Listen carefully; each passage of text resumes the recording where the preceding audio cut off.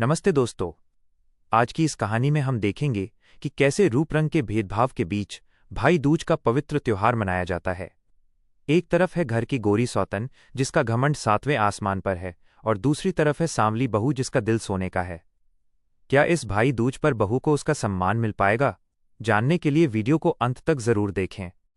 इस वीडियो में आप देखेंगे पारिवारिक ड्रामा और भावनाएं, रंग-भेद के खिलाफ एक सीख, भाई बहन के अटूट प्रेम की कहानी।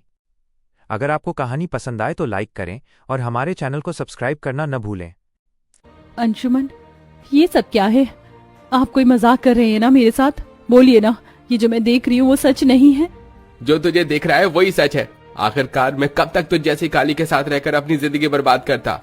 इससे पहले प्रज्ञा अंशुमन को कुछ कहती है, अंशुमन उस गोरी लड़की का हाथ पकड़े अपने कमरे में चला जाता है। बेचारी प्रज्ञा दरवाजे पर ही अपने घुटने टेक रोने लगती है, जिससे बेटा चिराग उसके पास आता है। अंशुमन ने जिस गोरी लड़की से शादी की थी वो गोरी लड़की कोई और नहीं बल्कि प्रज्ञा की छोटी बहन चांदनी ही थी। अपनी ही गोरी बहन को अपनी सौतन बनता देख प्रज्ञा की तो मानो जैसे सारी दुनिया ही उजड़ गई हो।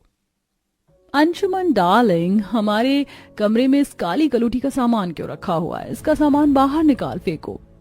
मेरी जिंदगी में आकर मेरे पति को मुझसे छीन लिया और अब मेरे कमरे से मेरा सामान बाहर निकालने की बात कर रही हो। तो अब जहां एक मकान में नीचे काली बहू रह रही थी, वहीं ऊपर उसकी गोरी सौतन रहने लगती है। ऐसे ही कुछ समय गुजरता है और भाई दूज का त्योहार आने वाला होता है।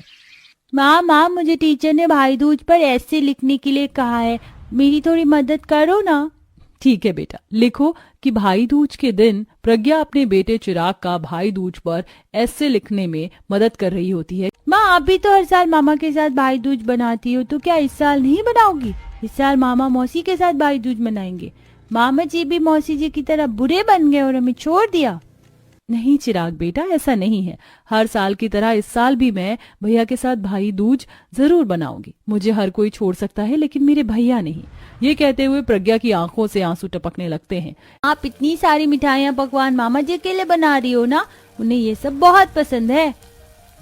हाँ मेरे राजा बेटे, 2 दिन बाद भाई दूज है ना, इसलिए मैं ये मिठाई और नमकीन पकवान बना रही हूँ। हाँ, बना लो ये पकवान, लेकिन इसका कोई फायदा नहीं।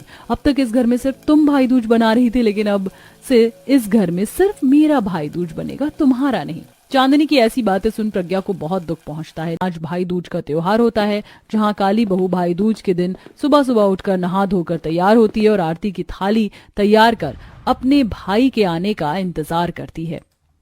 आप यहाँ नीचे क्या कर रहे हो? चलो ना, हम ऊपर चलते, ऊपर से ग्रिल से हम मामा जी को देखेंगे। चिराग की बात मान प्रज्ञा ऊपर ग्रिल पर चली जाती है कि तभी प्रज्ञा की सौतन चांदनी महंगी सी साड़ी, ढेर सारे गहने पहनकर हाथों में सुंदर सी आरती की थाली लिए आती है।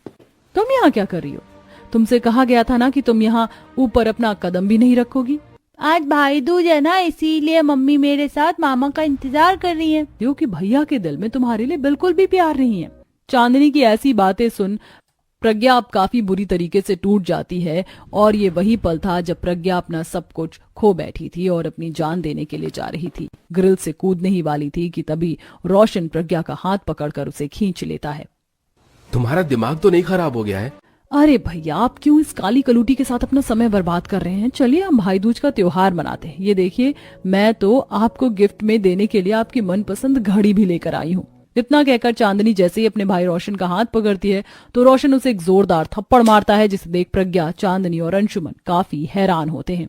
रोशन प्रज्ञा चिराग का हाथ पकड़ता है और उन्हें हमेशा हमेशा के लिए अपने घर ले आता है, जिसके बाद प्रज्ञा आंखों में खुशी के आंसू लिए अपने भाई के साथ भाई दूज का त्योहार मनाती है। वहीं चांदनी को भी अपनी गलती का एहसास होता है, लेकिन यह एहसास इतनी देरी से हुआ था कि अब वह चाहकर भी कुछ नहीं बदल सकती थी।